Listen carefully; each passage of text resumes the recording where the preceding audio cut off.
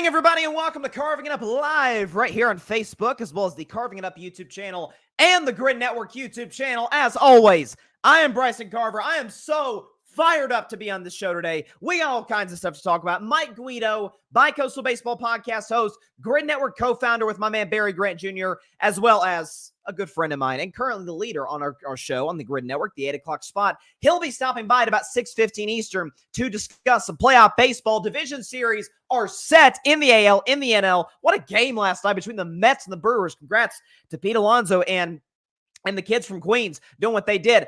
Getting to some Major League Baseball playoffs in 15 minutes. The Vol view in 30. Tennessee back from a bye week for a big game against the Arkansas Razorbacks. Going to discuss that. And Week 5 NFL predictions. I'm 1-0 on this week, not just in terms of against the spread, but in general, picking the Falcons to win and cover. And most importantly, at the end of the show, the game of all games, really for me personally, for this NFL season is what we're going to call the Carving It Up Bowl, featuring my quarterback, Dak Prescott, taking on my team, the Pittsburgh Steelers. Stay tuned for my predictions at the end of the show on this game. It should be fun. You're not going to want to miss it. So let's get into some football, particularly what happened last night in the ATL. But first, Falcons win last night 36-30 in what was by far in this still somewhat young NFL season, the game of the year in that regard on Thursday Night Football. So, you know what's so funny? When the Falcons signed Kirk Cousins this past offseason, I think the general sentiment was, well, it's better than Desmond Ridder and Taylor Heineke, and it's the best guy they've had since Matt Ryan was at the end of his prime, which was, 7-8 years ago? And Matt Ryan, by the way, was honored last night. But the general sentiment of Kirk was like, well, he's good. He's productive. Falcons got weapons, new coach, Raheem Morris, see how it works, see how it kind of gels together. And I was the guy who was kind of bullish on the Falcons. I was the guy who defended Atlanta, not taking a defensive player, not taking an offensive skill position player, but taking Michael Penix Jr. to groom behind the veteran Kirk Cousins. And I still think Penix is going to be the second best QB out of this draft when it's all said and done to Caleb Williams, or this past draft at the very least. When we talk about Kirk Cousins, so often we discuss this particular player. It is, well, he's good. Stats are solid. Don't really trust in the biggest games. Like, if half the league would take this guy as their starter without thinking twice. Like, throughout his career, that's always been the general sentiment. It's why he's gotten big contract after big contract, tagged twice by Washington, gets 2 big deals from the Minnesota Vikings, and then gets another big deal from the Atlanta Falcons. Man, he's going to be one of the richest players in terms of just, in terms of what he's made from an NFL team with this guy in Kirk Cousins. I feel like we almost have to elevate him to a certain degree. This isn't a guy who is, and listen, throughout his career, Kirk Cousins has been a guy that's struggled in playoff games, hasn't been good in primetime. I'm going to go in. Can I be the first to say this? Can we put the primetime thing to bed? Can that kind of be done? Because I remember a year ago, his final season in Minnesota before, actually, I think it was the game before he tore his Achilles midseason with Minnesota last year. I remember distinctly a Monday Night Football game. It was in Minnesota, but at the same time, against the big, bad, future NFC champion San Francisco 49ers. Kyle Shanahan and Brock Purdy and McCaffrey and all these guys. Great defense. And here's Kirk Cousins with his team sitting at 2-4, and Justin Jefferson does not play. The best receiver in the game, unavailable due to injury. Kirk says, I got you. I'll lead you to a win. I believe the Vikings won that game, if memory serves me correctly, 22-17. This is an impressive win by Kirk, especially on Monday night stage. Then the next week against the Packers, he plays well, Vikings play well, but he tears Achilles in Minnesota's season. Any hopes they had of doing anything special went up in smoke once Kirk went down. So he goes to Atlanta. And the sentiment is, well, I guess it's kind of them in Tampa Bay, which we saw, I think, last night, definitively. New Orleans, props to you for competing with Atlanta. Y'all can't do what those teams can do on a consistent basis, particularly at the quarterback position. I'll get into Baker briefly later. Derek is not as good as Baker. Derek Carr is not as good as Baker, and he's not as good as Kirk Cousins as we saw last night. And Carolina's Carolina. They're a train wreck. But you're going to show up to Atlanta. You'll be good. They'll win 9, 10 games. They'll be fine. They'll win the games they should, lose the games they should, and just be kind of an above-average team. I think we underrated Atlanta. Most importantly, I think we underrated Kirk. So we can show you all stats provided by our friends at StatMuse, all graphics provided by my man Alfred Parsar Jr. Can we show you what Kirk Cousins did last night. How about 509 passing yards? That is a Falcons single game record. Man breaks Matt Ryan's record on Matt Ryan night in Atlanta. That was savage on the part of Kirko Chains. 509 passing yards, 4 touchdowns, did throw a late interception, and kudos to his defense for being able to get off the field and give the offense another opportunity, which I'll get to. But the man throws 58 passes and completes almost 3/4 of them. Passer rating of 114, QBR, I thought the QBR was a little low given how he played. QBR 0 to 100 of 79.8. That's still a very good QBR. I just figured it would have been a little bit higher. Is that first game for Atlanta, they lose to Pittsburgh. Well, I don't know. It's week 1. It's the first game I've ever played for a new franchise. And Mike Tomlin, the institutional background and culture of the Steelers, awesome defense, TJ Watt. I mean, that game might as well have been a home game for the Steelers. There were so many terrible towels in the building. That's a game I felt like Atlanta, call me a biased Steelers fan, was kind of supposed to lose. Then in a game on a Monday Night Football, big stage, standalone game, whole country watching against the big bad Philadelphia Eagles, who are overrated. But that's another conversation for another day. Yes, did it take Nick Sirianni, Kellen Moore, and Saquon Barkley to give the Falcons a chance to win that game at the end? Yes. But Kirk Cousins still had to go 70 yards for the win. And it looked easy. Now, Philly does have a very good defense. Just bam, bam, bam, bam, bam, hit Drake London for the win. Then they lose in week 3 to the back-to-back champ Chiefs, who no one's beaten since Christmas Day last year. No shame in that whatsoever. And by the way, it was bad play calling on the part of Atlanta that hurt the Falcons more than Kirk Cousins did. Last week, down 3, leads a game-winning drive to beat the New Orleans Saints. And then last night, in a spot, I cannot emphasize, Kirk was great all night. I cannot emphasize how incredible that last drive was. So Atlanta's backed up at their own 20 with 1:14 to go and no timeouts. And Kirk Cousins goes down the field. In particular, to me, the play of the game, and I tweeted immediately after, I'm like, this is take notes, Dallas Cowboys. 3 years too late in that game against San Francisco, but 12 seconds to go. Okay, Atlanta is at the Tampa Bay 43-yard line, right? Kirk completes the pass. Was it to Drake London? I believe it was to Drake London, yes, for 14 yards. I assumed that Drake was going to get stopped. It was going to go down earlier than he did. As it turns out, Atlanta's able to get to the line, clock it, and Young Hoku, who's had a bunch of big kicks this year, hits the tying field goal. Kirk ends up leading into the game-winning drive at the end. We need to adjust our opinion of Kirk Cousins a little bit, folks. Is that the narrative has been, can't win the big game, can't win the playoffs. Well, he only has one playoff win, so that's not going anywhere, and rightfully so. He has one playoff win, and that came all the way back in the 2019 seasons. Ever since then, one playoff appearance, 0 wins. We've got to see more from Kirk in that regard. But as it pertains to, hey, the team needs you to come up big when you absolutely have to. I don't know. He's answered the bell a lot this year. He did last year in that game against San Francisco.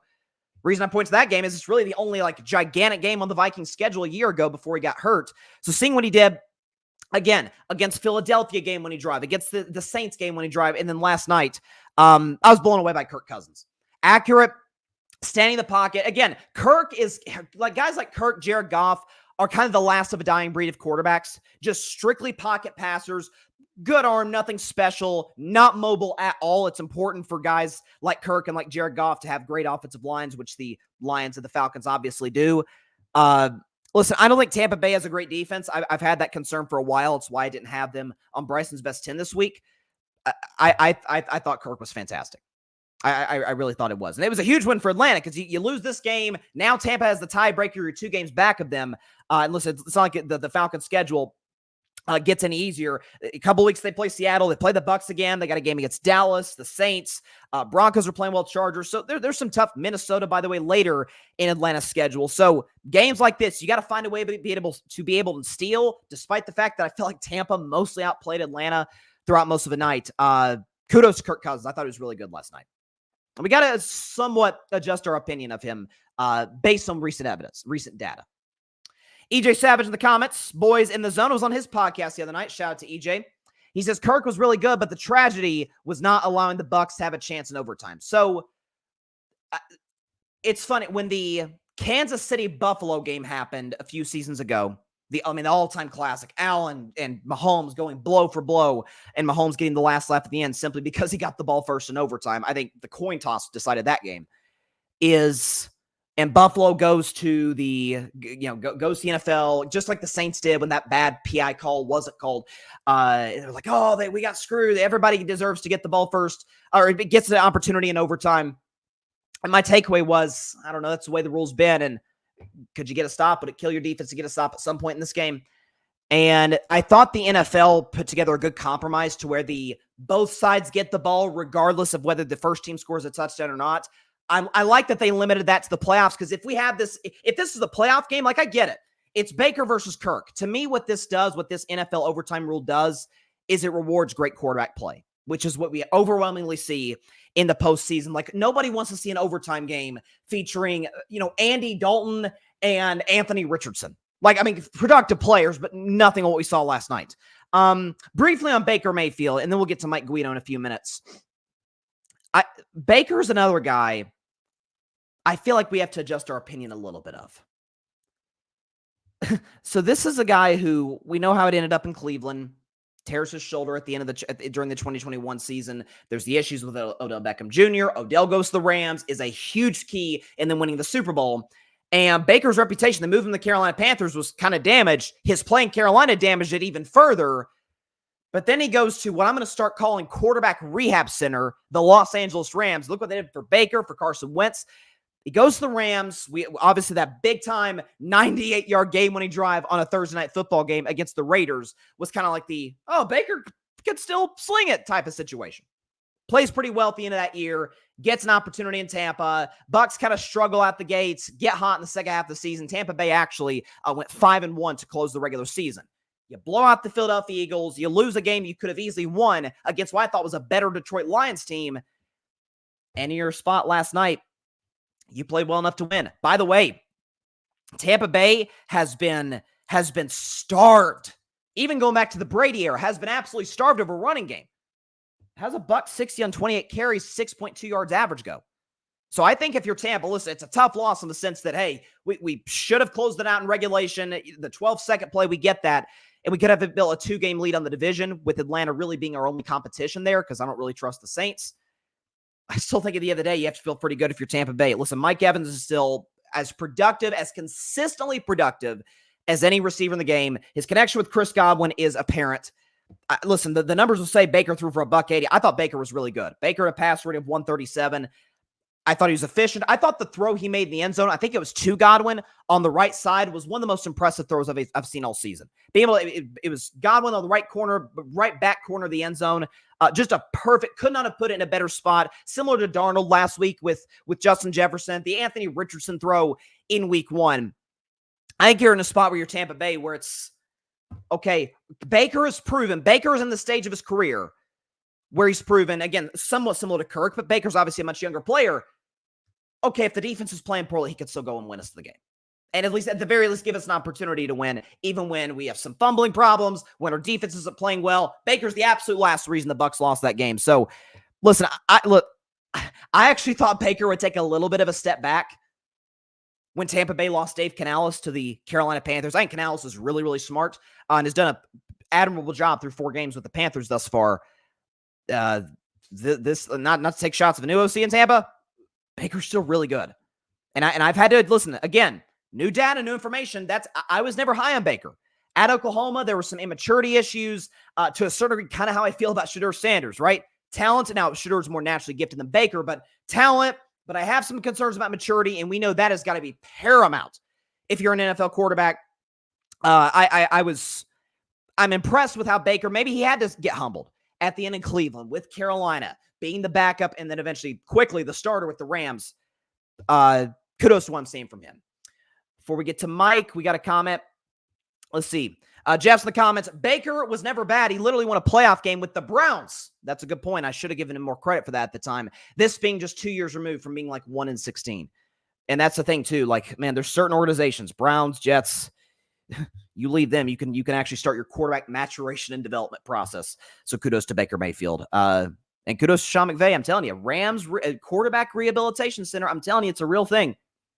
Carson Wentz gets a shot with Kansas City to be Mahomes' backup. Like, it's a real thing. All right. Joining us now is the co-host of the Bicoastal Baseball Podcast. He is the co-founder of the Grid Network, and he is, as we sit here today, he'll want me to say this, the current points leader on the 8 o'clock spot. Would you please give a warm welcome back to Carving Up Live?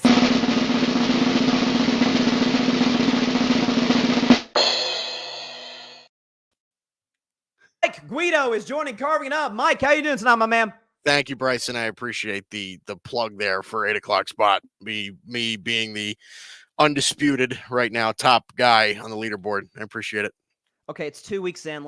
Don't get too cocky. We just now entered October. The season doesn't end until June. Okay, let's just slow your roll. You better build a lead, because I mean those battles between you and Barry could really get dicey, intense, and very tight. Show up. He's yet to show up on the show, so I'm not even accounting for him yet. Listen, you can't worry about an opponent that you haven't faced yet. So, first of all, before we get in any of the division series, what did you think about last night with the Mets being able to pull one out of the fire against the Milwaukee Brewers? Pete Alonso hitting the go-ahead 3-run shot. Thoughts on that game last night and that series overall? Remarkably electric. I mean, listen, I'm a Yankee fan, right? I'm a diehard Yankee fan. And in ways I do I like it when the Mets do well. I do. I'm not one of those Yankee fans that hates the Mets. I'm not. However, when they all get whiny and bitchy, I kind of, I relish in their shortcomings. So I was ready last night to be ready to laugh in their face. But listen, against a guy like Devin Williams, who has been shut down ever since he came back from the injury in the middle of the year, for them to put together a rally like that, it made me have a little bit of faith in the Mets. So I'm sure we'll discuss this a little bit further about when they play the Phillies in the NLDS. But yeah, the Mets certainly made a statement. They are legit right now. They are, and listen, so much of the playoffs, man, it sounds weird, but it's a lot of vibes related. It's a lot about who can get hot at the right time. We'll get to the Tigers, who are the ultimate example of that. But, the last 2 years, NL champion has been the 6th seed, right? You go back to the Phillies in 22, the Diamondbacks in 23. So, I mean, crazier things have happened. Could you see an avenue? And I guess this can transition us into Mets-Phillies. Do you see an avenue where the Mets can win the series against a Phillies rotation that is absolute shutdown? Because the Mets have had success against them. Yeah, I mean, I think there's certainly a possibility. I mean, look, the Phillies we've seen what the Phillies are in the past couple of postseasons, what their team is built like, right? They certainly have found a formula that works. Their lineup, I think, is very, very good in big time situations. They perfectly play into the environment that they play in. Philadelphia is an unbelievable city for them. So they have a group of guys that, I mean, it's virtually the same group of guys that they've had for the past couple of years, and they're all kind of bought in. They're well managed. Rob Thompson is one of my favorite managers in Major League Baseball. I think he's one of the best out there. I wanted the Yankees to hire him after they fired Joe Girardi, but they never did that. But the reality is that I think the Mets are the team right now that are riding the hot, right? Like the Phillies over the last few months, dating back to the middle of the summer, have been a fairly average baseball team. I mean, They got off to a red hot start this season, but ever since the middle of the summer, they've been pretty average across the board, right? Guys like Ranger Suarez have kind of come back down to earth. Christopher Sanchez, the same deal. Again, these are like those rotation arms. They really needed help in their bullpen, and now they've kind of shored that up. But listen, if the Mets get the kind of quality pitching that they have gotten, especially like what they did in the wild card round. I mean, Jose Quintana was fantastic. Sean Manaea has been fantastic for them all season. They even got a good start in game 1 of that series with Luis Severino. So, if they can find a way to get their pitching, then they're going to compete in this series. I would still take Philadelphia, but the Mets certainly have a shot. Their division opponents, they certainly have a shot. How many games would you take Philly in? 4 right now. Okay. I mean, my belief right now in the Mets is a light belief. And it's not really anything wrong with them. It's mostly because I think Philadelphia is so dangerous when it comes to the postseason. So a lot of my faith in them. And look, on paper for the majority of the season, the Phillies are a better baseball team. Sure. They are just a better baseball team. If the Mets take them down, I think it would be a serious, serious upset, kind of like what we're seeing with the Tigers on the other side of the bracket. So, listen, anything can happen. It's October, so I'm not ruling the Mets out, but I do like the Phillies in the series. Well, there's a component of Philadelphia. They're the classic team that loses a series they shouldn't the season prior, and there's that sense of, okay, we got to get revenge on the entire National League. Listen, I'm just going to go and put up the graphic up right now. I got the Mets winning the series in 5 games. The reason I say that is because guys like Aaron Nola, Sanchez, Mets have hit their ERAs against the Mets this season is like over 4. So they've kind of struggled against those guys. And again, it's just this, what you said, in your earlier diatribe is, man, it's a lot about when you're hot, you're hot. And this feels like a classic sort of Cinderella type story for the Mets. Like they barely sneak in on the back of Francisco Lindor against the Braves in the 9th inning the other day. And what was, to me, clearly, let me know if you agree, but the game of the year in Major League Baseball this season, especially given the circumstances. So listen, and part of it, I'm gonna be honest, Mike, is I hate Philadelphia, all the sports. I cannot pick them in this spot. And again, I think it's, had the Brewers won the series, I'm probably going Philadelphia. But like you said, they haven't played great. Bryce Harper had a bad slump in the second half of the season. So Sure. I wonder if those things will kind of come up and continue to be issues. Staying in the National League, though, it looks like we have a comment from our friend Barry Grant Jr. He says, "Here we go. This is the same guy that has been dogging the Mets. I have all been. season long." I can't even deny that. Me and Dalton Brown on our Bicoastal Baseball Podcast. That's one of the things we rejoices, and we kind of crap on the Mets a lot. It's fun, but look, in reality, what you're saying is right, Bryson. Like it's all fun to make fun of the Mets. It's fun, right? You got Frank the Tank and all these guys that are on social media. You know what I mean? Like it's fun to make fun of the Mets, especially as a Yankee fan. But the reality is that they've been playing extremely good baseball for a good amount of the season. So if they can continue to ride that high, then again, it's October. Anything can happen. I think the Phillies are a better team, but sure. In the postseason, that seems to mean a little less. It seems like every year. So we'll see. Listen, I will say the one area where Barry is absolutely crazy is Francisco Lindor for MVP. As great as he has been this season, it's not close. He has no match. Not close for the greatness. Let me just address this. Let me just, because now that you brought it up, okay. Sure. Francisco Lindor has had a great season. He started off really poorly, but ever since they moved him to the leadoff spot, Francisco Lindor has been fantastic. Yes. It's not close between him and Ohtani. Ohtani blows him away right now. It's not close. Yes. Every statistical category, Ohtani has him beat. Virtually every single one. Like, I don't even care about the whole defense thing. Like, Lindor's defense does not make up for like a 20 homer advantage or it's such a discrepancy. It's not close. And also when you do something that's literally never been done before in the broad history, the great history of Major League Baseball, the 50-50 club. And there was a time, Mike, we were talking about, could he actually somehow create the 60-60 club at the same time toward the end of the season getting hot? So to the Dodgers now, listen, I should be optimistic about this team. Shohei Ohtani is making his playoff debut obviously the first time in 7 years. Mookie Betts, former Red Sox, is a big time, obviously a big time postseason performer historically. Their rotations is beat up, Mike. You compare that, and obviously I see Patrick Brownsworth comment saying Joe Musgrove needing Tommy John surgery. Yu Darvish, Michael King. I mean, this is a ridiculous rotation that the Padres are putting out. And we know the postseason play comes down to situational hitting and pitching. So I've actually got the Padres winning the series and doing so in 4 games, similar to how they did a couple of seasons ago. Tell me I'm wrong. Am I crazy on this? No, you're not. No, I think the Padres are going to win the series too. And the reality is that if there's a team that's been hotter than the Mets and a team like the Tigers, the San Diego Padres have been the best team in baseball for 2 months. Like, they have been so good ever since the trade deadline. They really have just kind of exploded. And when you mentioned their rotation, right, Patrick ended up bringing up Joe Musgrove, who's going to go down with elbow surgery.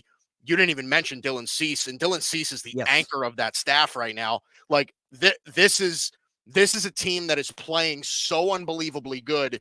And one of the things that plays into their fact that they can play in October is that they made these acquisitions of Jason Adam and Tanner Scott and guys like that in the back of their bullpen. They are just shortening games.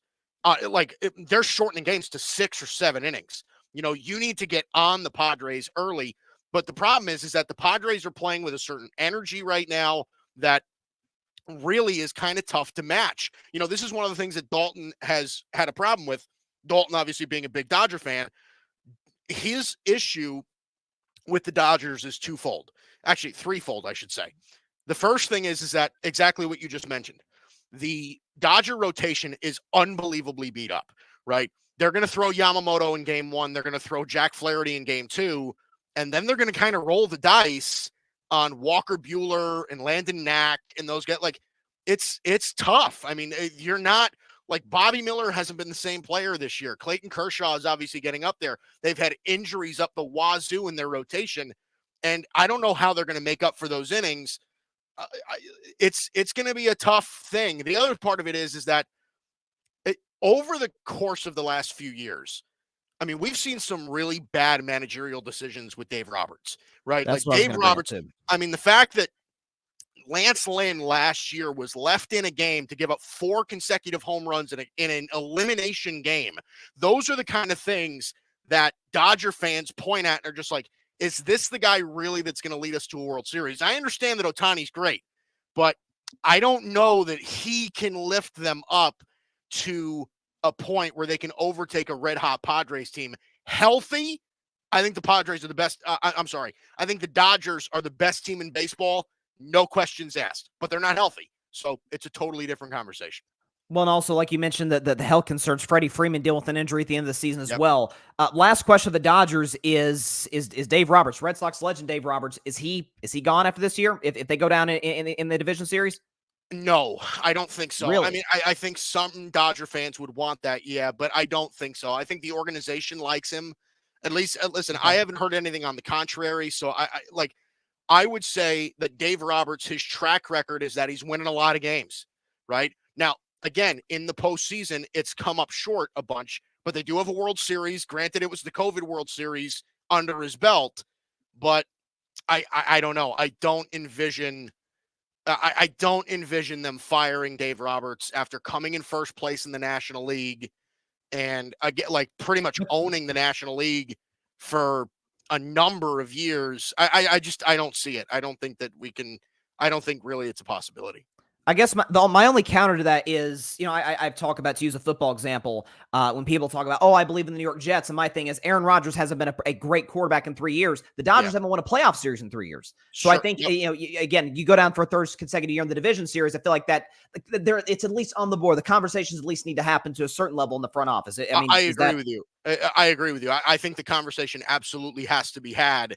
I just don't know that it does. Like, I just get the feeling that the Dodgers like him. And that just might be the end of it. Like, I don't know that they're even going to discuss it. I don't know. We'll see. Again, depends on how the series goes. To the American League now. So you got the Cleveland Guardians against the story of the last month and the last month and a half, really, in the Detroit Tigers. Best record in Major League Baseball since mid-August. The wild card chase, it looks like the Minnesota Twins were the shoe-in. And then all of a sudden, they completely fall apart. The Tigers get in as the youngest team in baseball, by the way, sweeping a team that won the World Series a couple of years ago, and has basically been, the ALCS has been an annual tradition for the Astros since 2017. Yeah. Tigers Guardians, thoughts? Yeah, I mean, I think the American League side of the bracket is it is a perfect illustration of how nobody knows anything about baseball. Like, it is really remarkable. So, like Dalton and I had previewed the season before the season started, and we had the Twins as the only team that would even touch a postseason berth, right? The Twins end up finishing in 4th place. You end up with 3 teams in the AL Central that are now in the playoffs, 3 teams in the AL Central that are now moving to the division series. And we thought it was like, now it's the Tigers who we thought were at least a year or 2 away from touching the playoffs. The Royals were kind of in the same boat. The Guardians, we thought, were on the way down. Like, the Guardians were, I was under the impression that they were like stripping the whole thing down. They felt like the Brewers of the American League, Mike. Yeah, well, in a lot of ways, you're right, Bryson. I mean, that is kind of how the way that it played out is they got a lot of great production from guys that you just didn't expect, right? So here's the thing. I think the Tigers are certainly a team that is interesting to watch because they're playing well. They're super, super hungry. And I genuinely believe in their pitching staff. I think Detroit is a team that Like, you look at what their pitching staff is going to throw at you. Like, even outside of Tarek Skubal, who's going to be the runaway AL Cy Young Award winner, right? I mean, you look at guys like Reese Olson. You look at guys like Jackson Jobe. I mean, I don't know that there's, I don't know if they're even planning on bringing him up, but if they do, his stuff is absolutely nasty. Their bullpen has been really solid. That's how they're going to win games, right? This is not a team that is scoring runs at an incredibly high rate. I don't know like who they're relying on the offensive side. Like Riley Green is a nice player, but I'm not sure he's really blossomed fully yet. Like there's a lot of uncertainty offensively, but on the defensive side of the baseball and with their pitching staff, it's really gotten interesting. And Cleveland, I mean, they're going to rely on their bullpen. Like that's going to be the thing that wins them this series, is that Emmanuel Clase has been one of the best closers in recent memory. Like his ERA is like 0.6 to end the season. He has been unreasonably good. So they need to shorten games, get guys like Tanner Bybee, and like they need guys in that rotation to find a way to eat innings so that their bullpen doesn't get totally burned throughout the entire series. But I'm almost inclined. I was picking the Astros to beat the Tigers. I was too. I don't know that the Tigers can't beat the Guardians. I think there's a real shot. Mike, I got him. I think they win out of this series. Yeah. That's the impression I get, Bryson, is just like the way that they're playing right now is just like they're playing such a good brand of baseball. They're fast, they're scrappy, they play good defense, they have good pitching, they're young. Like it's almost like they're too stupid to know like how big the stakes are at this stage. They're ignorant because of their age. Yes. And it's working for them. It's in their favor.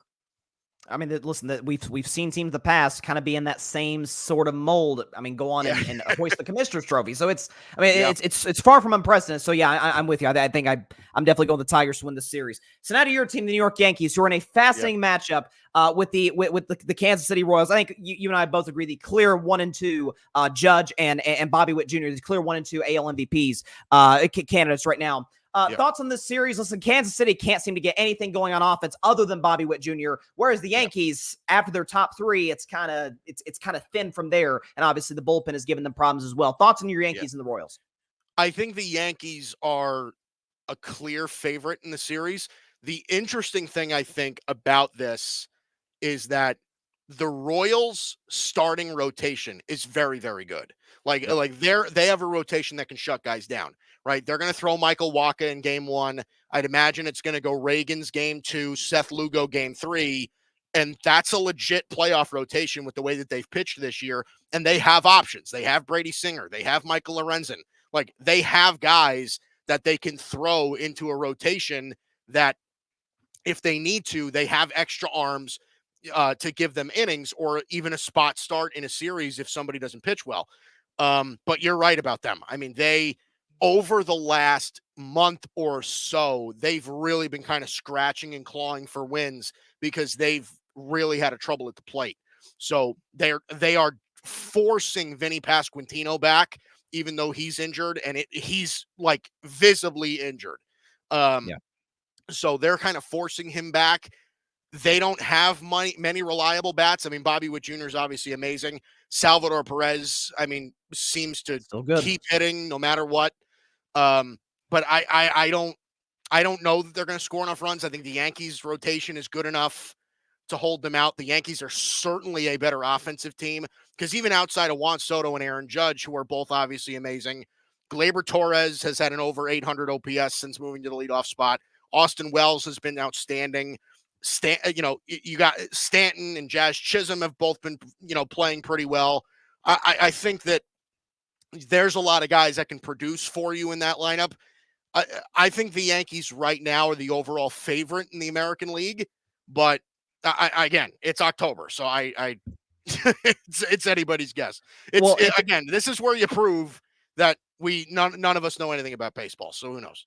Well, no question. And one thing I will say too is, you talk about it's October is, there are kids in America who are in high school who have never witnessed a New York Yankees championship in their lifetime. And so for that reason, I say Yankees lose.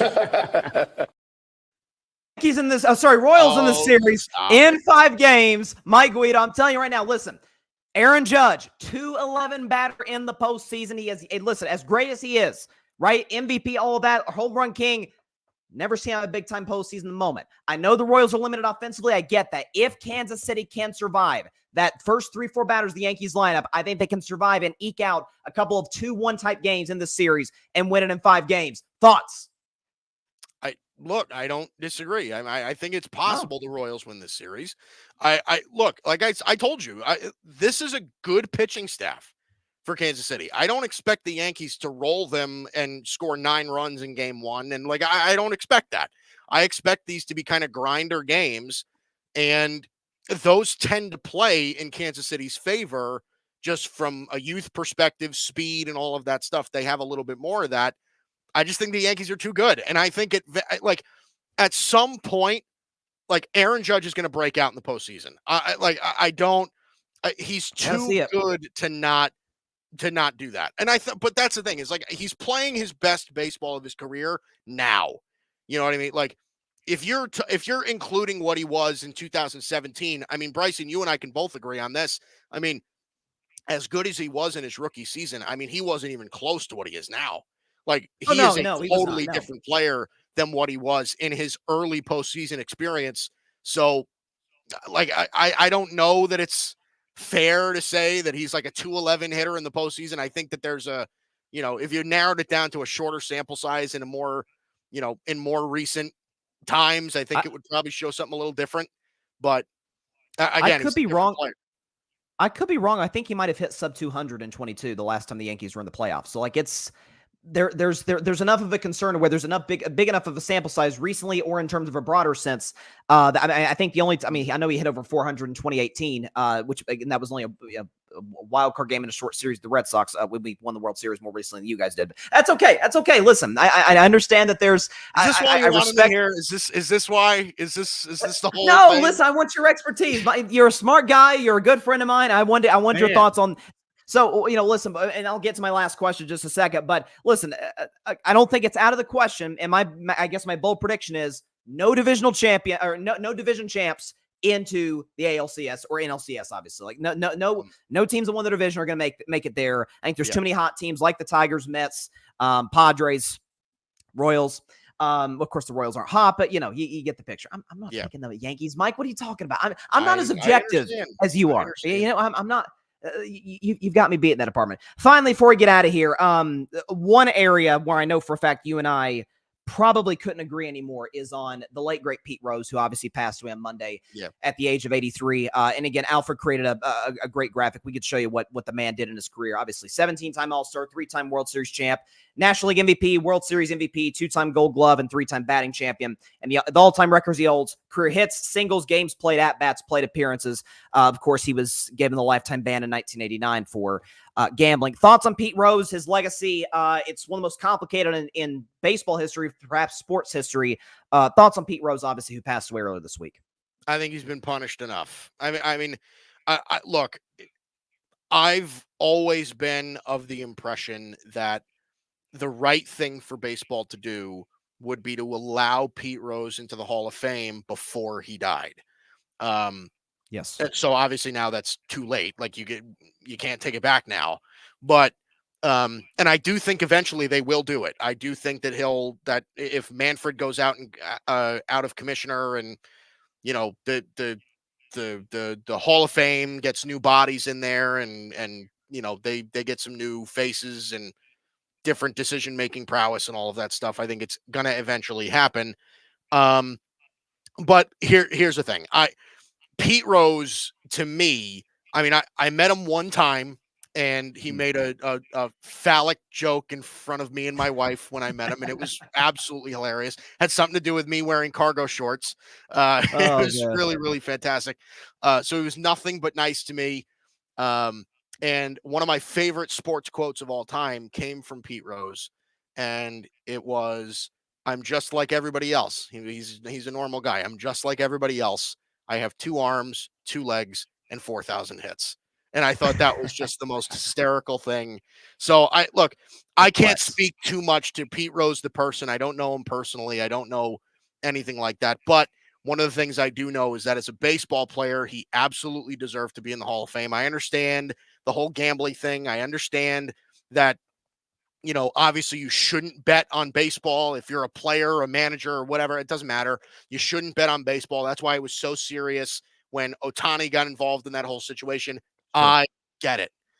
But I think it's pretty hypocritical in my mind to ban Pete Rose from baseball for gambling when you can live bet the game that you're at while you're sitting in the stands. Like, I understand that it's not entirely the same, but come on. But the stigma's gone though, Mike. The gambling stigma's gone. 100%. And that's the thing, is that, I understand what Pete Rose did was wrong. He's admitted that he was wrong, right? Now, there was some times for denial, but of course, virtually everybody does it. So you wanted to punish him for a little bit, fine. But I think it's really, really unfair that the Hall of Fame in Major League Baseball did this to him, and I wish that they had made it right before he died. 100% agree, and I talked about this on my show on Wednesday that, we talk about guys being Hall of Famers. We often look at players in and of themselves, just another career and their entire story. We don't talk about the Hall of Fame in itself and what it's supposed to be as an institution. That is to tell the story of Major League Baseball, and you can't do that without Pete Rose. I mean, I think it is, you talk about the hypocrisy in terms of betting. I think it's hypocritical to be able to put some of his, some memorabilia from games he played in, from big-time spots he's been in, records he's broken, and not have him in the Hall of Fame. Like, if you're going to keep Pete Rose out, keep all of Pete Rose out. And so I think it's, again, you can't tell the story of the game of baseball that the guy who had the most hits in the history of Major League Baseball. So we 100% agree. Mike Guido, Bicoastal Baseball Podcast, where can people find you? Yeah, it's the Bicoastal Baseball Podcast every Monday, 8 o'clock Eastern time. On, like I said, Monday nights. It's me, good buddy Dalton Brown, our grid contributor, one of the smartest guys I know. He's really, really fantastic.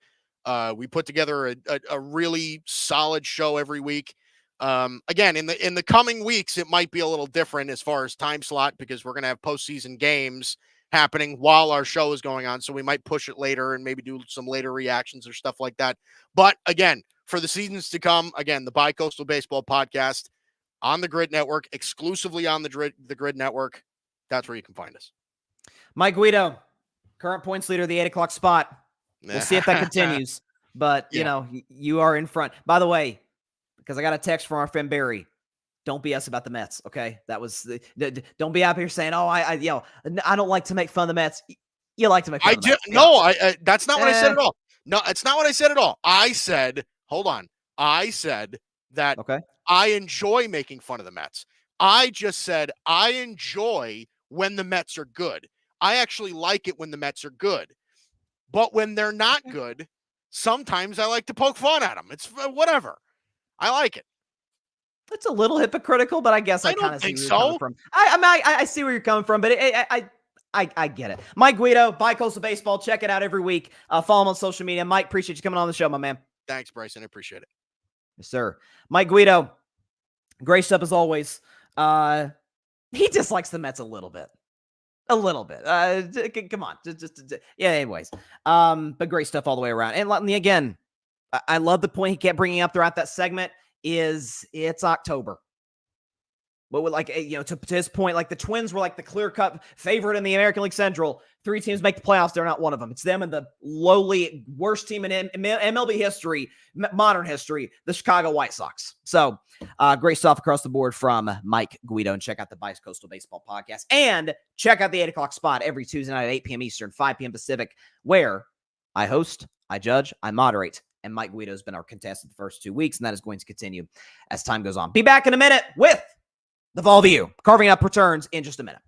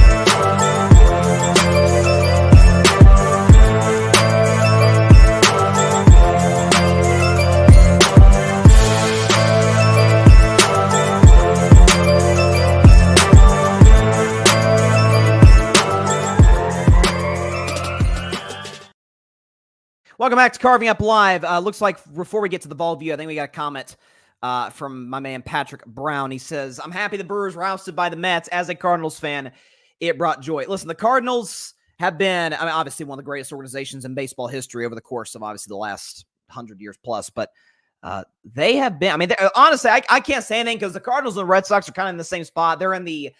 They're the very definition of mid. I know my Red Sox won 81 games, 81 and 81. That's where every baseball team wants to be, right at 500. Maybe in August, and you get hot like the Braves 3 years ago, like the Tigers this year. What do the Cardinals go this season? They go like 80 and something. No, sorry, they won 83 games. My bad. So the Cardinals were better than the Red Sox this year. Nonetheless, they were both kind of teetering in the 500 area. Nonetheless, Patrick, shout out to you, my man, as always. John Rivera in the comments, let's go Yankees. Listen, John, Kansas City Royals, 5 games. Don't forget I said that. John Rivera, Fan Perspective Podcast. Check out his stuff. Great guy. Great friend of mine. Fan Perspective. Check his stuff out. But let's just say we go back and forth on the Yankees and to a lesser degree the Jets. I don't hate the Jets. I just don't really believe in them. The Yankees, now I do strongly screw that. I hate the Yankees in a sports context, of course. In a sports context.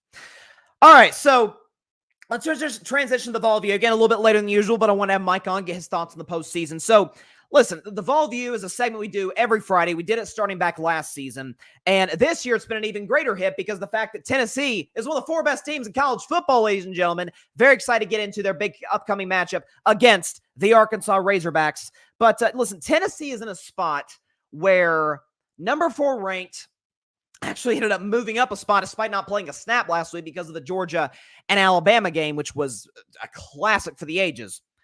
But I feel like Tennessee is in an interesting spot in their next 3 games relative to the teams that are around them, be that number 1 Alabama, number 2 Texas, and number 3 Ohio State. I feel like the Tennessee Vols are in a spot where, dare I say, they can maybe do something really, really special as it pertains to being the number 1 team in the country, dare I say. So, the Vol View begins right now.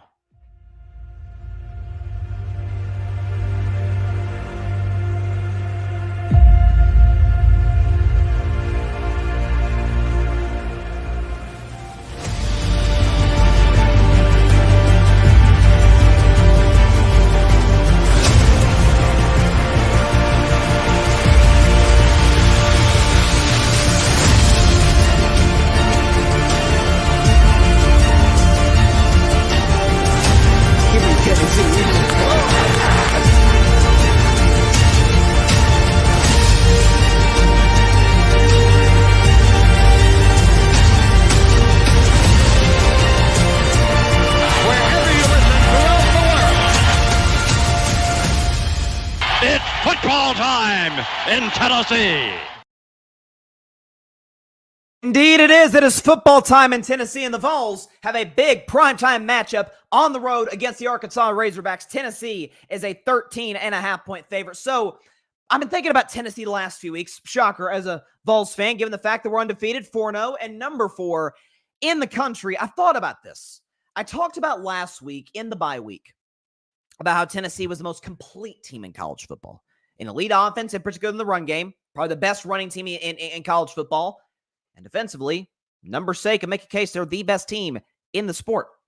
2 touchdowns given up by the Tennessee Vols in their last 20 quarters. I dare say that's quite impressive. Second game for Tennessee's SEC slate of games. Again, on the road in Arkansas, second consecutive road game for the Vols.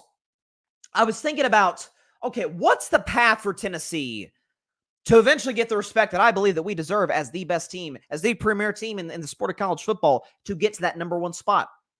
Well, to me, it's going to have much to do with the next 3 to 4 weeks, in particular the next 3 games for these top 4 schools. So, show the next 3 games for number 1 Alabama and Texas. There you go. So, Bama has at Vanderbilt versus South Carolina. They'll probably smoke both. And then on the road in Neyland Stadium against my Vols. Then, number 2, Texas, their next 3 games is no slouch. Sure, you see at Vanderbilt at the end there, but Oklahoma, I think Texas will win that game, but still, it's Red River rivalry. You never know what could happen. And then, home game, but against number 5, Georgia. Who knows? Listen, it's not a 14 playoff anymore, so a second loss isn't a death sentence, but Georgia wants to come in that spot in a few weeks or a couple weeks and make a big time statement next week, make a big time statement against Texas and then Vanderbilt, of course. And then for Ohio State, Tennessee, Ohio State, Iowa, they should destroy Iowa. Oh, at the Oregon Ducks. Now, Oregon, if some folks may remember, were actually my national champion pick prior to the season. As we started to get off at the start of this year, I'm like, I don't know. They didn't have a great showing their first couple of games, but they've shored up things in a major way. At Oregon, that's a tough place to play. That's no cakewalk for the Ohio State Buckeyes, at the very least. And then they have a home game against a pretty respectable Nebraska team. Ohio State is the far better team on paper and should win, but crazier things have happened. And then for Tennessee, tomorrow on the road against Arkansas, a home game against those gosh darn Florida Gators, where Tennessee is a 20-point favorite against Florida, and then a home game in Neyland Stadium. College football schedule makers, make that a primetime night game. College game day there and all that. Tennessee, Alabama, potentially under the lights at Neyland Stadium, 100,000 plus strong. Are you kidding me? That's a big time spot for my Vols. Should Tennessee win their next two, and I believe they will, I certainly think they're going to beat Arkansas. I think they'll cover barely. I don't know if I'd touch the 13.5. Listen, Arkansas's played good defense this season. They've been a respectable team this year. It could have easily beaten a ranked team in Texas A&M a week ago at Jerry World. We get that. Tennessee coming off a bye. It's Josh Heupel. I'll take them to cover because of that, but still 13.5 on the road. It is an SEC school. Arkansas is nobody's national championship or certainly SEC champion pick. We get that. Still a respectable squad, a solid enough defense. I do think Tennessee will have success running the football. I think you'll see a lot more fluidity in Tennessee's passing game. So I think Tennessee wins this one 31-17 over the Arkansas Razorbacks. Again, if that line was at 14, I'd probably say, I'll take Tennessee to cover, but hesitantly, 13.5, I would take Tennessee to win this game or to be able to cover that spread. But if we're looking at a spot, and I know we're doing hypotheticals, but hey, that's why we do predictions on this show, darn it. Tennessee wins their next two against teams they should beat. And if they were to be in a spot where they could potentially knock off the Alabama Crimson Tide, dare I say, Texas loses to Georgia. Loses to Georgia. Georgia has one loss on their resume, and that's to Alabama, who Tennessee would have beaten. Even Ohio State, I don't know. At Oregon, it's a hard-fought win. Win or lose that game for Ohio State. At Oregon's a hard-fought win. But with that said, is that a tougher game than, albeit at Neyland Stadium, but I guess the number one team in the country, coached by a top 5 coach in Kalen DeBoer, a top 5 quarterback in college football, a guy by the name of Jalen Milroe. Ryan Williams, the 17-year-old phenom, doing his thing as a wide receiver in the SEC. I don't know. That elite defense from Tennessee, the best in college football. That running game for Tennessee, one of the best, if not the best in college football as a collective. So, listen, Ashton Genty for Boise State, that kid's different. I'm talking about as a collective for Tennessee. I don't think it's out of the question that the Vols could be number one. I mean, hey, they were a couple of seasons ago. Briefly, but a couple of seasons ago, Tennessee was, in fact, the number one team in college football. By the way, for Tennessee after that, they have a game at home against Kentucky, who, I don't know, almost beat Georgia and did beat Ole Miss. So this upcoming schedule for Tennessee, and by the way, after that, Georgia. This upcoming schedule for Tennessee is no joke. If they're able to get through these next 3 games, 3-0, that'll obviously automatically hand a loss to Alabama. And you think about Texas, could they lose to Georgia? Of course they could lose to Georgia. A Bulldogs team with one loss to resume, they want to make sure they're in a spot to at least make the SEC championship game ahead of their matchup later this season against Tennessee at home in Athens. And as for Ohio State, unless they were to walk into Oregon and smack the Ducks, which I don't think is going to happen, unless that's the case, I think win, lose, or draw, they wouldn't hopscotch Tennessee. So for this week's edition of the Vol View, Vols moving on up, baby. Number 4 team in the country, and dare I say, if I come on this show on October 21st, which just so happens to be the 5-year anniversary to the day of carving it up, I could be in this room, in this podcast studio, in front of this camera, in front of this computer, behind this mic, right in front of you, the audience, and saying that your Vols and my Vols, America's team, so to speak, in college football. Everybody loves the Vols. Deep down, everybody loves Rocky Top. Come on now. Could be the best team and the number 1 team in the country. That is it for this week's edition of the Vol View.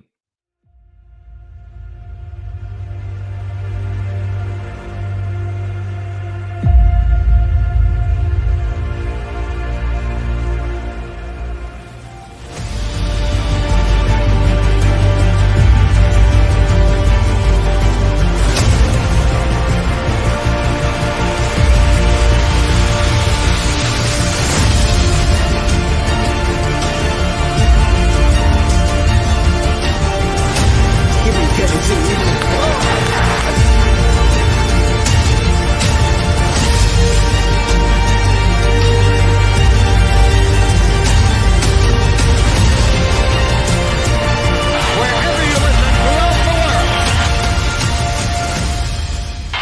football time in Tennessee. I sound like a broken record every week, but I'll say it anyway. The voice of the late great John Ward never ceases to give the old goosebumps for Tennessee football. All right, so we've got a really fascinating NFL weekend ahead. I'm talking about in the early window, in the some of the afternoon games, and the night game, certainly, which the night game, stay tuned for all my predictions, is going to be the culmination of all my takes, of all my love for this team and this player, or a player's not on the team, obviously, but the Carving It Up Bowl, the Dallas Cowboys, the Pittsburgh Steelers, Dak Prescott, my quarterback, versus my team, the Steelers, Sunday Night Football in Pittsburgh, PA. Are you kidding me? Standalone game? Oh, my goodness. Stay tuned for my takes at the end of this segment, where I predict Week 5's NFL action. So let's get the background music going. Here we go. So we got the background music. Okay, we will start with background music. Okay, we'll start with a game, or a segment rather, that I've really struggled in. It's called If I Were a Bettin Man. And it's a segment where I'm not a betting man, but I look at 3 games every week and I say, okay, which one of these games, if I were a betting man, would I say, oh, I'm going to take that any day of the week? I'm 2-9 in those games. Not very good. So we're gonna make that turnaround. I'm still a 3-0 week, ladies and gentlemen. So it is now time for my favorite segment of the week. It is called Bettin Man. If I Were a Bettin Man. In the morning, I'm looking at, in London, that's a terrible British accent. I apologize to our British audience. That was a disgrace. The New York Jets, the Minnesota Vikings. Vikings are favored -2.5. So listen, Minnesota statistically has the second best defense in football. So, depending on what stats you look at, maybe the best defense of football, along with my Pittsburgh Steelers. We know the job Brian Flores has done. I understand the situation with him and Tua in Miami. He's all but secured himself a head coaching position. Assuming this continues, I have no reason to believe that will not do so. This Vikings pass rush, and particularly the secondary, have been absolutely insane. Offensively, Sam Darnold, again, as I said on Wednesday's show, the only reason that I cannot put the Vikings quite on not on the same level, but a spot above the Lions on my top 10 teams in the NFL list is because simply I don't trust Sam Darnold. I have a way larger sample size of bad Sam Darnold football than good Sam Darnold football. Now, he's with a great coach in Kevin O'Connell. He's got the best receiver in the game, Justin Jefferson. He's got Jordan Addison, a great number 2. T.J. Hawkinson, will he play, will he not play? We'll see. Aaron Jones in the backfield. Pretty good team in Minnesota he's got around him. And kudos to him. He showed up and played really good football, leading the NFL in touchdown passes, at least prior to last night. I don't know if Kirk Cousins jumped him, but entering this week, leading the NFL in touchdown passes. And then you have the Jets, who have been a tire fire this week with a little public argument. I won't go so far as to say feud, but argument between the head coach, Robert Saleh, the quarterback, Aaron Rodgers, who, check my watch, has still not thrown for 300 yards since late into the 2021 season. They're really midway through if you go back and want to be specific. This is a Jets offense that against, albeit a very good Denver Broncos defense. Denver's got a good defense. I'll obviously predict the Broncos game later. Jets did basically nothing. They weren't efficient. Aaron Rodgers wasn't very good. The run game was nowhere to be found. Jets have a good defense. I don't think, aside from the Niners, and we saw what the Niners did to them, they've seen an offense, certainly in the last 3 weeks, even close to as productive as what the Minnesota Vikings have been. So, if I were a betting man, it's an easy one, folks. Smash Vikings -2.5, and I think this could be a controlling win.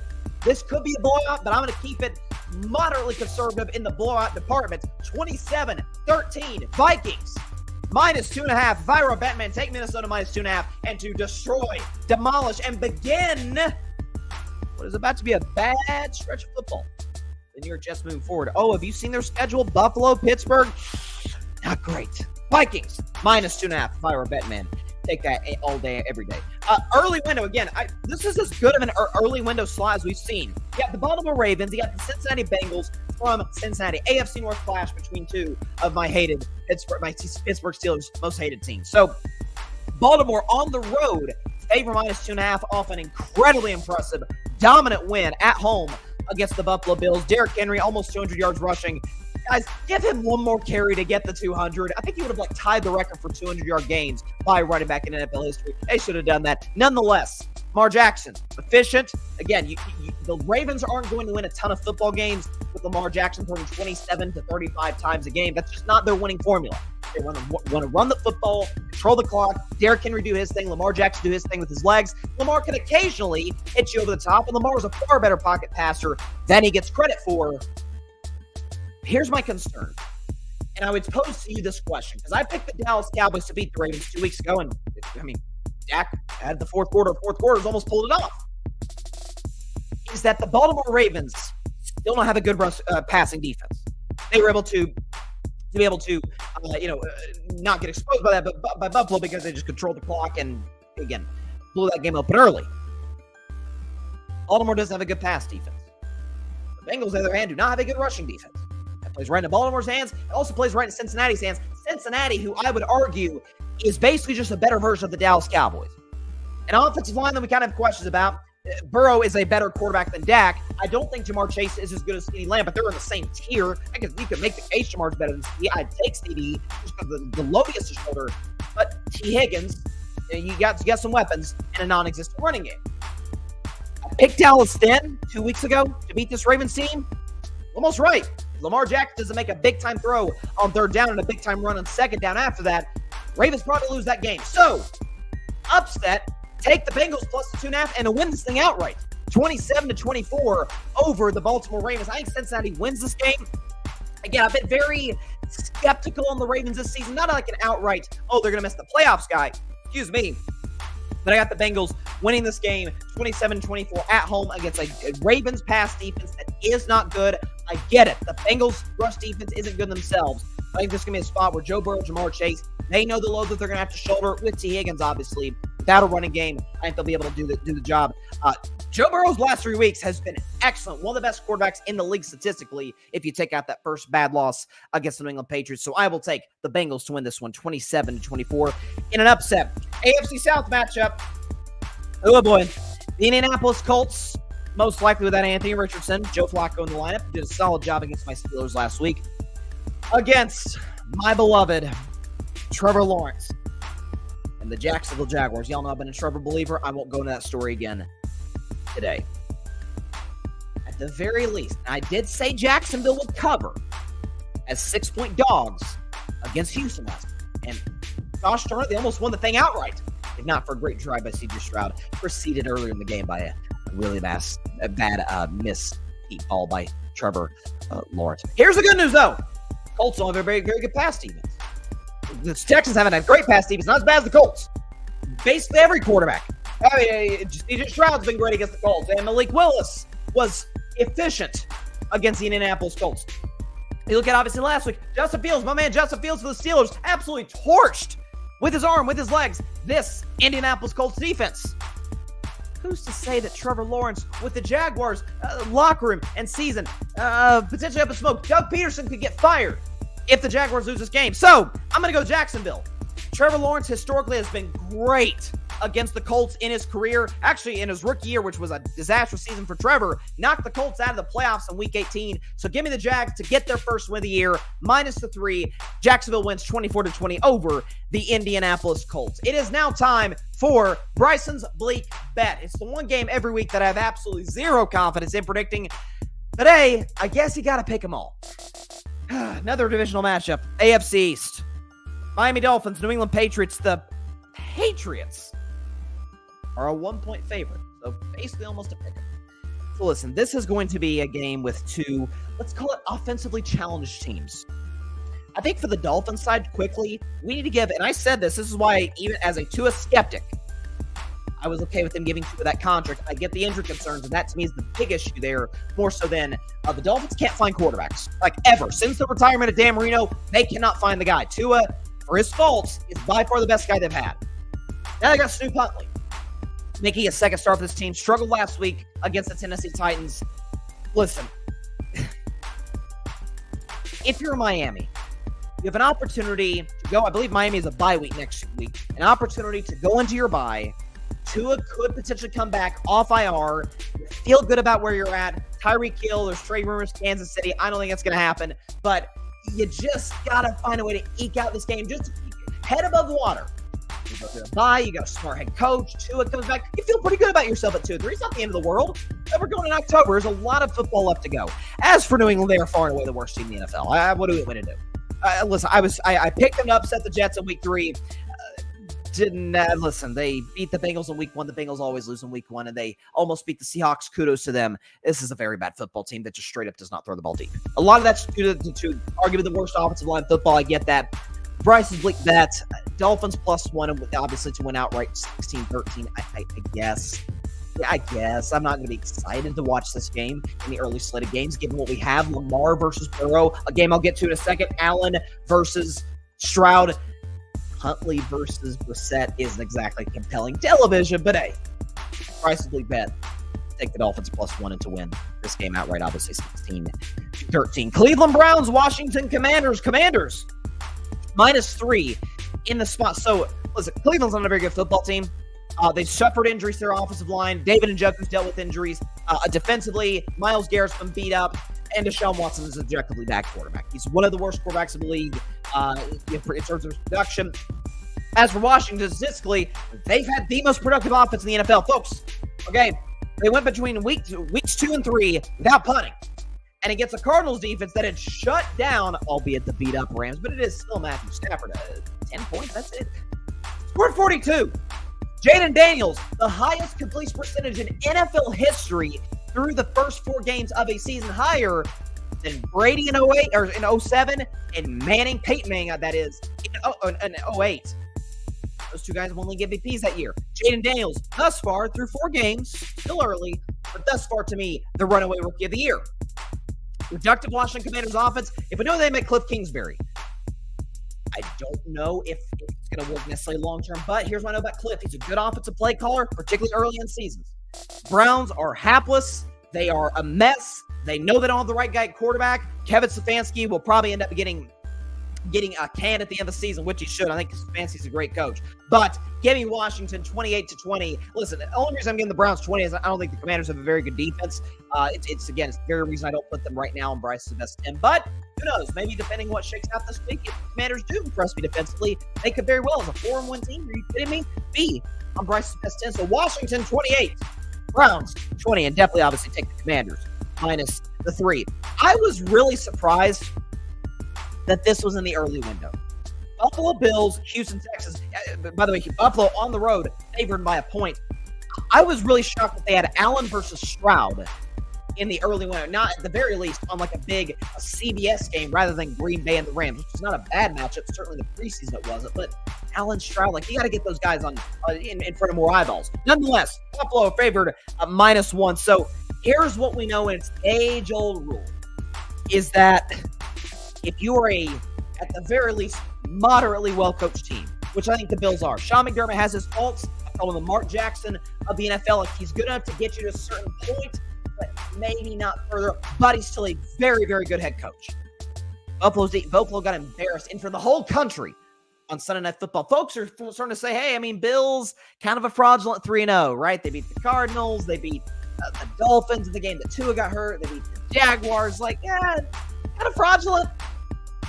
I don't think the Bills are fraudulent. I think they're still a clear-cut team to win the AFC East. I love the running game of James Cook. I think it hasn't been great in the last couple of weeks. I think they'll get it going against a Texans defense and a Texans team that I get why everybody's high on them. They were my pick just like everybody else to win the AFC South, and I love C.J. Stroud and D'Amico Ryans like everybody else. This team has yet to put together a complete game. Week 1, great offensive performance, bad on defense.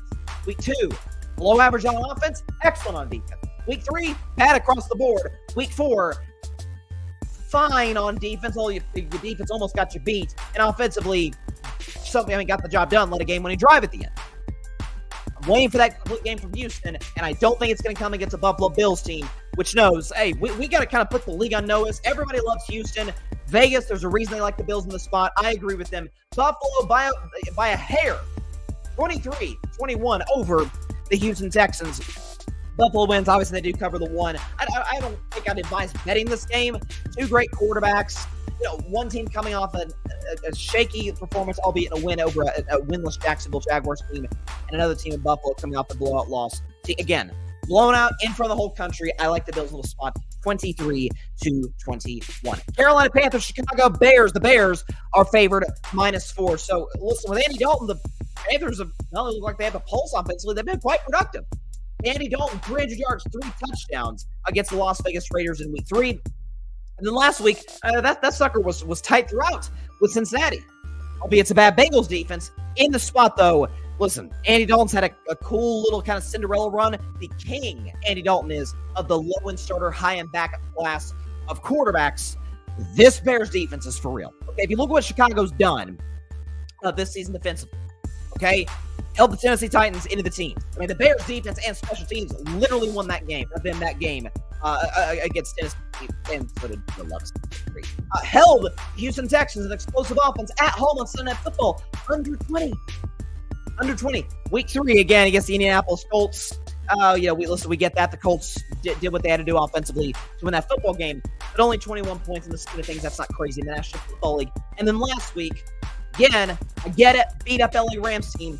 Held them to 18 points, even though the Rams were able to drive the field consistently. The Bears were great in the red zone. I think Andy Dalton is going to get overwhelmed in this game. I like Chicago in the spot. I will take them -4, although I wouldn't be crazy about it. But 26-19, Bears just win this one outright. Their second win in a row. Caleb, week after week, is starting to get better and better and better. You're seeing that slow progression. Got off on week 1, really, really good in week 4. This be his breakout performance? I don't think it will be. I could see it, though, potentially being the case. Bears win 26-19. They cover -4. Let's get to the afternoon slate of games. At least the afternoon on the East Coast. Las Vegas Raiders, Denver Broncos, AFC West matchup between these two squads. So here's what I'm looking at. Vegas has been, let's just say, the topic of conversation this week as it relates to Davante Adams trade rumors, Antonio Pierce, Cardinal Sim, my man. What do you don't have to like Davante Adams. Don't like an Instagram post. Like that's what some immature players do, not coaches. That can't happen. Davante's out. Okay, we understand. Max Crosby has dealt with his fair share of injuries, and Gardner Minshew, kudos to him, and the Raiders getting a win last week over Cleveland. Gardner Minshew, still Gardner Minshew. Low end starter, high end backup. Gardner's your backup, you're in good shape. If he's your starter, you're probably not a very good football team, and I don't think the Raiders are, particularly without Davante Adams. As for Denver, I don't know. They've been a top 5 defense in the NFL thus far this season. Okay, look what they've done. Again, kind of struggled against Seattle, but were great against my Steelers, albeit undisciplined football by us, wiped away some big plays, but held a very explosive Tampa Bay offense. I believe where they held them to. Did they hold them to 7? And then last week in New York against the limited Jets offense, but held them without a touchdown on their home turf with extra time to prepare. Sean Payton's a great coach. Bo Nix has gotten better, last week notwithstanding, better and better over the course of the season. I don't know. I don't trust the Raiders' defense of the spot. I darn sure don't trust the Raiders' offense against that Broncos defense. Give me Denver in this game, minus the 2.5, 20-17. It's a divisional game. It's going to be tight. I get that. But kudos to the Broncos. I think they win this game 20-17 over the Las Vegas Raiders. It's now time for my second game of my Bettin Man segment. If I were a Bettin Man, I'm looking at a divisional matchup, another one of these in the NFC West, the Arizona Cardinals and the San Francisco 49ers. Niners are favored minus 7.5. So here's what I'm looking at. San Francisco's more healthy than they've been really all season long, really since week 2. Getting back George Kittle, getting back Deebo Samuel. Christian McCaffrey looks like he's going to be out for some time. No problem. Jordan Mason does his thing, as does literally every running back in the Kyle Shanahan system. Like it's Elijah Mitchell. Obviously, Christian McCaffrey, who's a superstar prior to arriving in San Francisco. I think he's right now with Jordan Mason and what he's doing. Raheem Mostert before that, by the way, and he's leading in the Shanahan offense in Miami. All that to say this. For the yards and the touchdown, Brock Purdy, passer rating in the high 80s. Not bad, but not crazy. Completion percentage in the mid-50s. New England has a respectable defense, but I don't much remember what just a couple weeks ago, Aaron Rodgers, who I think is not as good as Brock Purdy at this point, I'm willing to say that, got to torch this defense. Like, a lot. Aaron has best game in, like, years for the Jets with somewhat of a limited offense. That said, Divisional game. Cardinals. What did I say about the Bills earlier? And again, it doesn't apply to them as much because Jonathan Gannon is not as good of a head coach, or hasn't proven to be at the very least, as Sean McDermott. And their blowout loss to Washington was on national TV, or at least was a standalone game. It was on national TV, not standalone. Is the fact that when you have a moderately well-coached team, which I think the Cardinals are, that gets embarrassed, humiliated at home, I like them to cover the next week. So, I thought about making my upset of the week. Marvin Harrison Jr. And Kyler Murray have been really good. 4 of Kyler's 6 touchdown passes have come to Marvin Harrison Jr. Fred Warner dealing with injuries. That could be a problem. Arizona plus the 7.5, but more talented roster, better coach.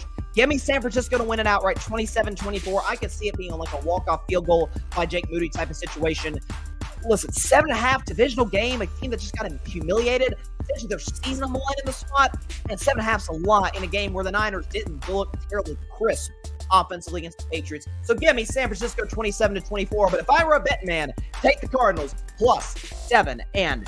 I really like them in this spot. So, what do we got next? Oh, fascinating matchup in the afternoon window. You got the Green Bay Packers and you got the Los Angeles Rams from Hollywood, from LA. This is probably going to be a Packers home game. Trust me, I was in Nissan Stadium. It was literally a couple weeks ago when the Packers played the Titans. I called it Country Lambeau. I mean, it was the, oh, Pack, go. It was terrifying. It was a scary thing for me, seeing all these cheeseheads around me. It was terrifying. Could be very well be the same case in SoFi. So Green Bay gets outclassed in every sense of the word against the Minnesota Vikings in the first half last week at home at Lambeau. Like a half, Jordan Love was more comfortable. Sure, the Vikings played a little bit more of a prevent defense. That's why I didn't really crush Minnesota for giving up the amount of points they did in the second half. But Jordan Love found his footing. Now, Romeo Doubs probably not going to play this game. That is a loss. The good news for the Packers is they probably have the deepest group of talented young wide receivers in football. Christian Watson, who, again, dealing with injuries, but you got Jaden Reed, you got Dontavian Wicks, you do have a Musgrave, the tight end. You got some talented guys. Obviously, have Josh Jacobs in the backfield. Green Bay in the spot. I think there's a lot of points against the Rams defense, which is proving to be a little bit without Aaron Donald. Rams are desperate. No Cooper Kupp, no Puka Nacua. That's a problem. And position to fight Tyler Higbee as well. Out of respect for Sean Payton, Matt Stafford, I'm taking the Rams to cover +3, but the Packers to win outright. They're just going to score too many points. Rams will do their best to keep pace, and I think they will ultimately be able to put themselves in position to win at the end. But I'll take Green Bay to win outright 28-26 over the LA Rams. This will be somewhat of a high-scoring game. I didn't like what I saw from Green Bay defensively last week. Green Bay wins 28-26 over the LA Rams, and I will take the Rams plus the 3. It is now time for my upset of the week. This is going to shock y'all. Give me the New York Football Giants over the Seattle Seahawks by a final score of 20-19 over Seattle. Giants +7 and the Giants money line 20-19 over Seattle. And here's why. So here's what I'm looking at. I'm looking at a Seahawks team that, against the best offense in football, in my opinion, they lost, or at least the second best offense to Washington. The Detroit Lions got smoked in every regard. A defense in Seattle that everybody been talking about, oh, are they as good as Pittsburgh or as Minnesota? No. Your first 3 games were against Bo Nix making his first start, against Jacoby Brissett and Skylar Thompson / Tim Boyle, who just got released today. You got to play Jared Goff and that explosive Lions offense? That's a problem. Now, Bryson, you're got to be asking Bryson. I don't know if you noticed, the Giants aren't as good as as the Detroit Lions offensively. I agree with that. But it's a short week for Seattle. Short week on a road game, by the way, right? So they lose to Detroit, give up a million yards in that game. Goff goes perfect. Then they got to make the long flight all the way back to Seattle on a Tuesday. So it's a short week for Seattle, short time to prepare for a Giants team that, for all their faults, has a great red zone defense, has Brian Dable, who I think is one of the best coaches in football, with extra time to prepare. The Giants have had 10 days. The Seahawks have basically had 5. In this, or kind of 4, if you really think about it. So, in this spot, Daniel Jones has his limitations. He at the very least has Malik Neighbors. Malik Neighbors, with his breakout game, was against the Washington Commanders in week 3. Against the Cleveland Browns in week 3. I think you're going to see a Malik Neighbors breakout spectacular, catching a game-winning touchdown at the end of this thing. And in my upset of the week, the Giants came through for me once on upset of the week. I think they'll do it again. Seattle, they're at home. I get that. This is a rough spot. Less time to prepare. All these different things. Give me the New York Football Giants to win this thing outright in my upset of the week. Listen, we've seen crazier things this season. Anybody think the Raiders would beat the Ravens as 9-point dogs with the Ravens had extra time to prepare? No, we've seen crazier things that happen. I will take the Giants to win in the upset of the week. Now, you might be wondering, anybody watching, and I appreciate you taking the time to do that. Sorry, I apologize. Jeff says Malik Neighbors been ruled out. Don't care. Giants had the weapons. The kid number 17 I thought was good against the Cowboys. Don't care. Giants went outright. Today is a special day. In some sense, and a tough one in another sense. It's called the Carving It Up Bowl. It's going to be played Sunday Night Football in Pittsburgh, PA, between the Dallas Cowboys and my quarterback, Dak Prescott, and my team, my beloved team, the Pittsburgh Steelers. Okay, you know what? Can we get the more intense, like playoff level background music? Let's get that going, because I think it'll perfectly suit the vibe and what we're trying to do with this segment. Because this is the Carving It Up Bowl. Dak Prescott versus the Pittsburgh Steelers. So here we go. This is also, by the way, the final edition, or the final game that I'm using for my favorite segment. It is called Bettin Man. If I Were a Bettin Man. In the Carving It Up Bowl, I'm looking at the Dallas Cowboys, the Pittsburgh Steelers. Pittsburgh is a 2.5 point favorite in this one. Dallas dealing with all kinds of injuries. On the defensive side, Marcus Lawrence out for a long, extended period of time. To Marcus Lawrence, their best run stopper. Micah Parsons already ruled today out for this matchup. Obviously, Dallas' best pass rusher. Inconsistent as Wiz, but their best pass rusher, no question about it. So Dallas is depleted on the defensive line, where they've already struggled to stop the run and get to the quarterback on a consistent basis. Offensively, listen, I've said extensively, Brandon Cooks, so I'd rather him be my number 3 receiver than my 2, but he's better than Jalen Tolbert and anybody else the Dallas Cowboys go throw out there. What this is going to be for Dallas, with nothing that even resembles a National Football League level running game. Try whatever they may try with Dowdle, Zeke, Deuce Vaughn, whatever. This is going to have to be the Dak Prescott, CeeDee Lamb carry show in a way that I don't think we've ever seen before if Dallas wins this game. Now, we know Dak, CeeDee, we're on the same page in week 3. CeeDee Lamb had probably one of the worst games of his career, was hard on himself afterwards, took accountability, and was excellent in the weeks a few days later against the New York Giants. Caught a long touchdown pass, really helped Dallas getting that close win over a division rival.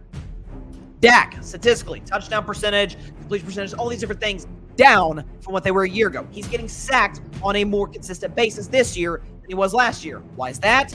Certainly, obviously not as good as an offensive line, but guys can't separate other than CeeDee Lamb consistently for the Cowboys. Shocker, who could have possibly told people this? Me. No Micah Parsons, no DeMarcus Lawrence.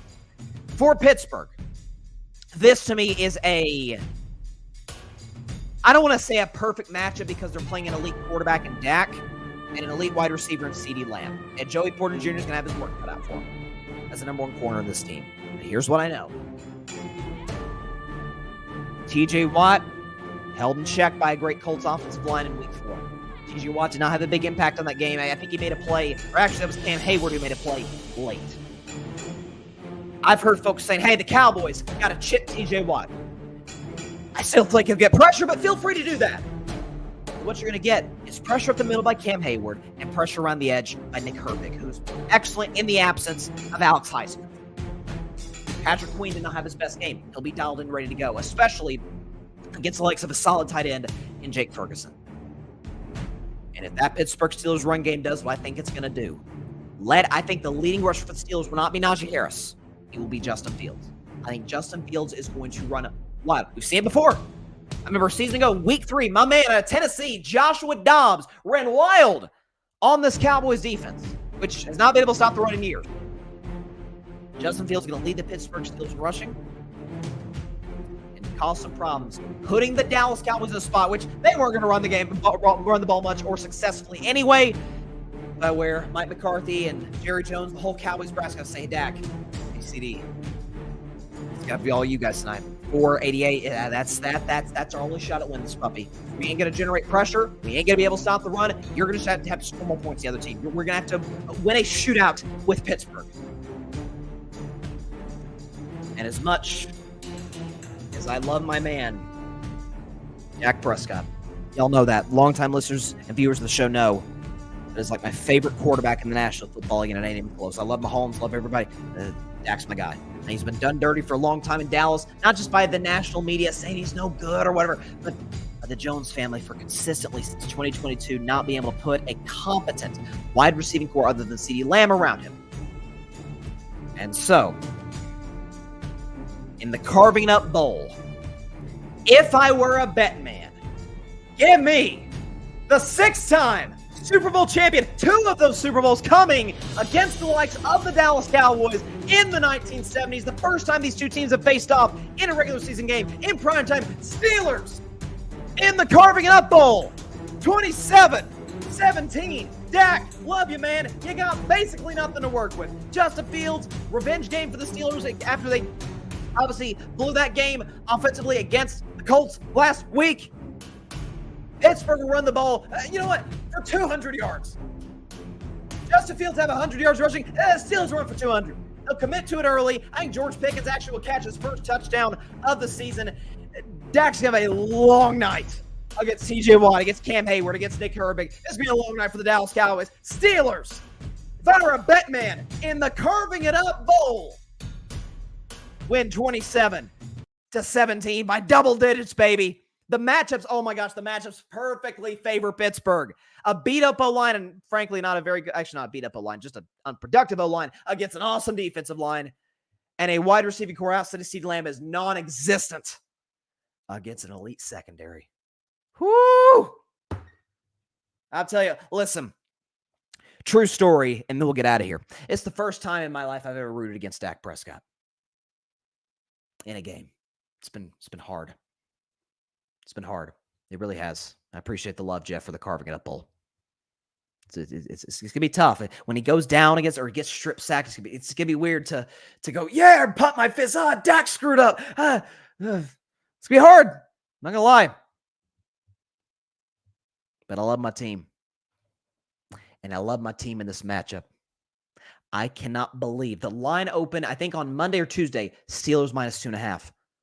We've got a little over 48 hours till kickoff on Sunday Night Football. That sucker hadn't moved. I'm shocked by that. To me, the Steelers, this is my favorite game of the week. If I were a bet man, again, I'm 2-9. One of the games, Seattle-Denver in week 1 was a wash, or was a push. But 2-9 on if I were a bet man. I've not been very good. This is my beloved segment. That will change this week. Steelers win. I get this W. You know what? Jeff asked a very good question. Bryson, if y'all are winning all game and then Dak pulls a huge game-winning drive, will you be happy or sad? Well, I will be disappointed, Jeff. I will be very disappointed in my Steelers defense that we weren't, again, given this depends on the spot, but weren't able to get that one last stop. Because that's the thing about Mike Tomlin is that for, especially a year ago, for all the offensive limitations, certainly to a lesser degree this year, the Steelers always win the close ones. They're great situationally, and that's a credit to their head coach, Mike Tomlin. So they got to close that game. And if that happens, it's a good hypothetical, Jeff. If that were to happen, I will be about, given the circumstances against that defense with virtually nothing on offense, other than CeeDee Lamb, who I think is going to get shut down on that side of the field by Joey Porter Jr. and by Minkah Fitzpatrick. If he finds a way to win that game in Pittsburgh in that environment against that defense with nothing to work with, and his defense doesn't have their two of their 3 best defensive players, heartbroken for the Steelers because the early part of Pittsburgh's schedule, these games you got to win. When you have a matchup advantage, these games you got to win. Especially when you look at the late season schedule, Cincinnati twice, you got Baltimore, you got Kansas City. There's some tough games late for Pittsburgh. You got to win games like this, especially if you want a shot to win a loaded AFC North. Also, I'll be devastated for the Steelers. I will be insufferable on Dak. So, Monday's open for the show is going to be one way or the other, something else. I'm just going to say that in the outfront. It's going to be something else. The Carving It Up Bowl, Sunday Night Football, NBC for the whole country. I'm ready to watch the game right now. Steelers 27-17 over the Dallas Cowboys. I feel great about that. I feel great about my other picks too, especially my if I were a Bettin Man picks as well. And my upset of the week, Giants over the Seahawks. I love that pick. All right. That is all the time we have for today's show. Appreciate everybody stopping by. As always, be sure to catch Carving It Up Live. Boy, we got a good one ahead of y'all. Whatever happens to the Carving It Up Bowl, unless it's like a tie, that would just be disastrous. But it's Monday night, 6 p.m. Eastern, 3 p.m. Pacific time, right here on Facebook, as well as the Carving It Up YouTube channel and the Grid Network YouTube channel. I'm telling you right now, it's going to be something else. Very, very excited. Steelers going to win. But if they don't, the open for Monday, you're going to want to not miss that. Or you're not going to want to miss that. It's going to be a good one. All right. Anything else we got? Oh, yeah. Be sure to like, share, comment, and please take 2 seconds out of your day. Hit that big red subscribe button. It helps the channel grow exponentially. If you have subscribed, thank you so much. Please tell your friends about it, your family about it, everybody you know about Carving Up Live, except for your sleeping cat. And Nealon has had a lot to say today because he thinks Tennessee is going to blow out Arkansas. If you have not subscribed, hey, again, it just takes a couple seconds. Take 2 seconds, hit the big red subscribe button down there, and boom, you're part of the Carving Up family. And just as importantly, be sure to go subscribe to the Grid Network. That is GRYD, the Grid Podcast Network, right here on YouTube, as well as any and everywhere that you get your favorite podcasts, be it Apple Podcasts, Spotify, iHeartRadio, any and everywhere that you get your favorite podcast. Shout out Mike Guido, who came on the show about an hour and a half ago, or a little less than an hour and a half ago, to talk Major League Baseball. Great takes across the board, particularly on Pete Rose there at the end. Shout out Mike Guido. Check out Bicoastal Baseball Podcast on the Grid Network, live on the Grid Network. Mike Guido is one of the 2 co-hosts. Shout out to him. Great friend of mine. And it's currently, he would want me to say this because it is true, the points leader on our show on Tuesday nights at 8 Eastern, 5 Pacific time. The leader on our game show on the Grid, the 8 o'clock spot. Best show on the Grid Network every single week. Our best game show, certainly. Check it out every week, 8 p.m. Eastern, 5 Pacific time. I'm the host / judge / moderator. Mike Guido is there on a pretty consistent basis as one of the contestants. All right, we'll see y'all on Monday. Oh, this is going to be a great football weekend. By the way, playoff baseball, NBA's back in 2-3 weeks? I mean, October. This is where it's at. Y'all. I cannot wait for Monday. I cannot wait. And I'll see you then. Stay safe out there. Please be sure to take care of your physical as well as your mental health as well. And please be sure to contact your local state representatives and senators to demand change for gun violence in America. Doesn't matter where you lean, right, left, center. This is an issue that affects every single one of us on a day-to-day basis in this country. And no matter what anybody tries to tell you, oh, it's not a problem, or oh, there's only one solution to the problem. Both are BS. Both are not true. It's a huge problem that needs a number of detailed, nuanced solutions to it. And this being an election year, if anybody shows no sense of urgency to solving this, either vote them out or vote against them, because we got to solve this as fast as possible in this beautiful country. See you on Monday. I cannot emphasize this enough. You don't want to miss it. Carving It Up Bowl Sunday night. Steelers will beat the Cowboys, and my man Dak Prescott 27-17, and I cannot wait for it. I'll see you then on Monday night to discuss that game as well as the other games in the NFL and maybe some playoff baseball and college football. See you then. Stay safe out there. God bless y'all. Peace out. Man, I can't wait. The Carving It Up Bowl, baby. Thanks so much for watching the show on YouTube, and be sure to go click that big red subscribe button and check out the other clips and full shows from Carving It Up Live, as well as our other incredible content creators here on the Grid Network.